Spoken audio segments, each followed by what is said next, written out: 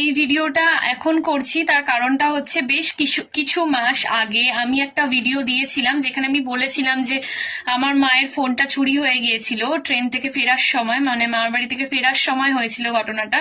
তো তোমার হচ্ছে সোদপুর থেকে খড়দা আসার মধ্যে ঘটনাটা ঘটে, বাবা মা বোন ছিল। আর ঘটনাটা হয়েছিল যখন কি বলে ব্যাগ থাকে না, সাইড ব্যাগ, ওই সাইড ব্যাগের মধ্যে গোপাল ছিলেন আমাদের।